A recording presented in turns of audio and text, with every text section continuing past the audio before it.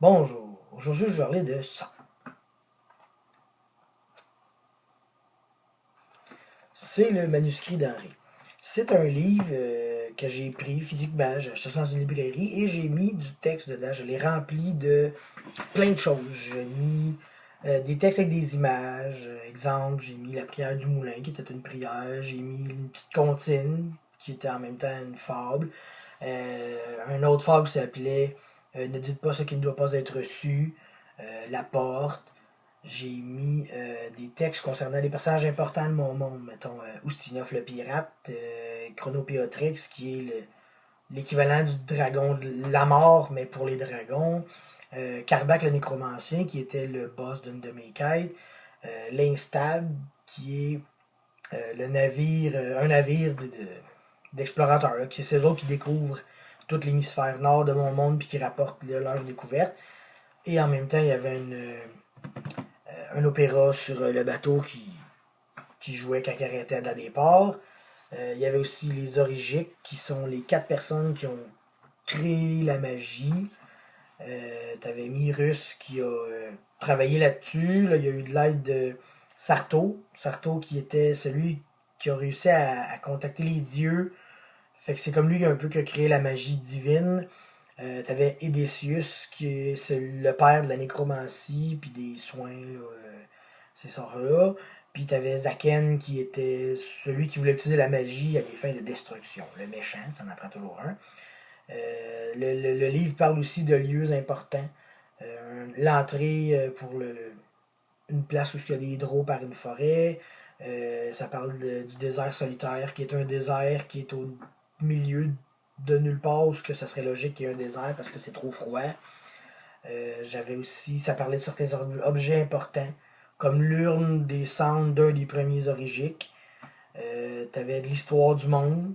T'avais la show de nuit. Ça, je vais faire une vidéo sur ça plus tard. La show de nuit expliquée par plusieurs personnes différentes. T'avais la dernière show de nuit. Ça, c'était plus une prophétie dans le sens que ça va arriver. Fait que là, les joueurs savaient qu'il y avait une show de nuit finale qui détruirait le monde, en gros. Euh, j'ai mis des textes aussi qui parlent carrément des quêtes que j'ai déjà faites. Fait que les joueurs, ils lisaient ce livre-là, puis ils arrivaient sur une page, puis ah, wow, c'était une quête que nous autres on a faite, mais c'était pas ces personnages-là. Mais ils retrouvaient des histoires comme ça. Il y avait des énigmes. En fait, le livre, quand je les ai remis, c'était avec cette énigme-là qui leur permettait, dans le fond, les joueurs se faisaient transformer en marionnettes. Puis là, ben, ils fouillaient, puis là, ils trouvaient ce livre-là, puis il y avait juste une page décrite. C'était la page Le Pantin du Tari. Fait que là, avec ça, ils réussissaient à résoudre l'énigme, ils redevenaient humains. Là, ils ont traîné ce livre-là avec eux, puis un moment donné, ils sont arrivés dans une pièce, puis il y avait des écritures sur les murs un peu partout, puis quand ils ont fait le petit rituel, toutes les écritures des murs se sont lancées dans le livre, puis ça l'a. Là, je lui ai dit, là, vous pouvez lire tout le livre comme vous voulez. Autrement, il y a des pages aussi qui parlent de la philosophie. C'est-à-dire, mettons, il y a un texte qui s'appelle La plage, puis ça explique le temps, qu'est-ce que c'est par rapport au destin. Parce que dans mon univers, le temps et le destin sont deux choses qui sont très importantes. Puis c'est pour montrer à quel point c'est lié ces deux-là en même temps. Fait que c'est une page philosophique. T'as des pages de prophétie. Il y a une page, ça s'appelle Un jour, puis ça décrit des choses qui vont arriver un jour, mais si on prend ça dans un contexte médiéval, ce qui est écrit dans ces pages-là, c'est ce qui se passe aujourd'hui. T'sais, il parle en gros des avions, des chars, du téléphone cellulaire, t'sais. Mais les joueurs dans un contexte médiéval, ils peuvent pas comprendre exactement c'est quoi que le gars veut dire. Ça parle.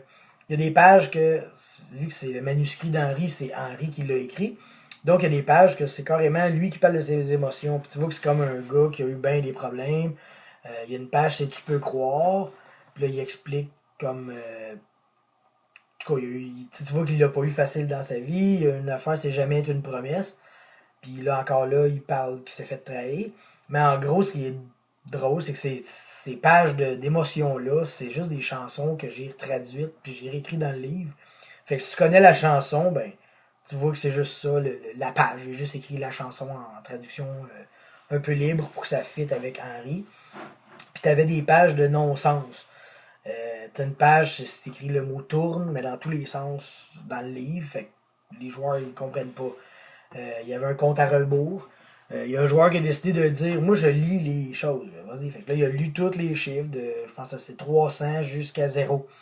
Puis le 0, il était comme brûlé. Fait que quand il a fini de dire 5, 4, 3, 2, 1, 0, ben, il y a eu un jet de flamme qui est sorti du 0, puis ça lui a pété dans la face. T'sais. Ça n'a pas fait si mal que ça, mais c'était juste ça. Fait que là, les joueurs étaient là. Hey, on pourrait dire les chiffres, puis là, arriver devant le bébé, puis 0, puis là, lui péter ça dans la face. C'était toutes des idées de même qu'il y avait avec le livre. Il y a des pages en langage inconnu aussi. Fait que là, les joueurs, il faudrait qu'ils trouvent comment décrypter ces pages-là. Fait que c'est un livre qui était justement, vu que c'est un livre qui est physiquement dans les mains des joueurs, ben ils pouvaient prendre le temps de lire ça, mettons, quand c'est le tour d'un autre à jouer, ben là, je fais une scène avec quelqu'un, ben là, le joueur pognait le livre, il checkait un peu, ah ouais, telle personne, il avait le temps de lire sur ce qui se passait, ce qui l'entourait. Là, ça a pu mettre des vents de panique aussi, justement, quand ils ont lu l'histoire de la dernière show de nuit, ils se sont dit, là, on est dans la merde, là, tout va brûler, puis, tu sais, fait ça donnait vraiment de quoi aux joueurs à tenir dans leurs mains, puis j'ai l'impression que les joueurs ils aimaient ça, avoir ce livre-là, parce qu'ils se le prêtaient, puis le joueur qui l'a pris, il l'a emmené comme, in-game, il l'a emmené dans sa tente, il s'est couché, là, le voleur du groupe, il est allé pendant la nuit chercher le livre, puis il dit, moi, je veux le lire, fait que là, il l'a lu, pendant que l'autre dormait. Il y avait aussi des pages. Toutes les pages de la show de nuit, c'était une empreinte digitale avec quelque chose, le nom de quelqu'un en dessous.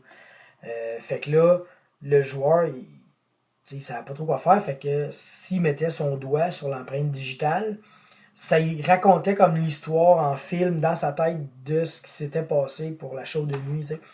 Sauf que le joueur, il a hésité. Il s'est dit, quand il a pris le livre, il dit, hey, je pourrais prendre. Parce que là, ils savent pas c'est quoi ça fait, là, tu sais. Fait que là, il dit, je pourrais prendre le livre, puis prendre le doigt du gars qui dort, le mettre dessus, voir ce que ça fait. Fait qu'il faisait pas confiance au livre. Il l'a pas fait, parce que le groupe, c'est quand même pas fait. Ils sont pas écœurés entre eux autres.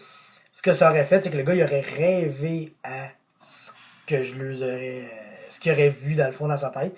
Fait que lui, pendant son sommeil, ben, il aurait comme eu le rêve de la show de nuit. Fait que c'était des rêves différents. Chaque empreinte digitale ramenait quelqu'un qui te racontait l'histoire. Ça, je vais vous les raconter parce que la show de nuit, c'est quelque chose qui est important aussi dans mon monde. Fait que. Puis il y a une page aussi. Ça, j'ai trouvé ça le fun. Les joueurs, ils lisaient. Puis chaque page est signée en bas par Henri. Puis il y avait une page qui était signée par Guy. Fait que là, les joueurs se sont dit, c'est qui ça? T'sais. Fait que là, ils ont fait des recherches. Ils ont su que Henri, c'était quelqu'un qui ça fait très longtemps qui est décédé. En fait, son livre, il n'y a pas grand monde qui était au courant qu'il était en train d'écrire un livre, parce que c'était comme un journal intime à la limite. Puis un moment donné, Henri est disparu, mais son livre était sur la table. Puis là, il y a quelqu'un qui a pris le livre.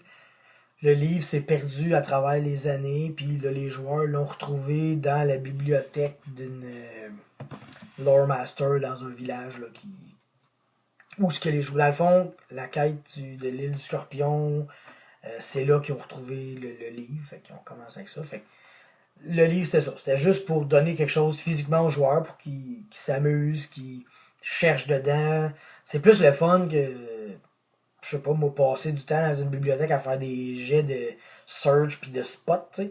Fait qu'ils pouvaient prendre le livre, regarder dedans, là, ils se l'échangeaient quand c'était pas à quelqu'un à jouer, quand il n'y avait rien à faire, ben, ils pouvaient le prendre, le feuilleter. Fait que ça a été une belle addition, je pense, pour ma quête. C'est un livre qui a 75 pages. J'en ai peut-être rempli une trentaine. Fait que j'aurai encore de la place pour rajouter plus de stock. Ce que je veux faire, mais là, présentement, vu que mes games sont un peu au neutre, j'ai pas le goût d'investir du temps dans mon livre. Mais l'idée est bonne. Fait que c'est une bonne suggestion pour une quête, je crois, de faire ça, de donner quelque chose aux joueurs dans leurs mains, dans le monde réel, qui a un impact sur leur monde fantastique dans leur tête. Fait que, c'est une idée que j'ai eue comme ça, fait que je vous la suggère de peut-être l'essayer si ça vous tente. Ça fit dans votre temps et vos plans. C'est ça.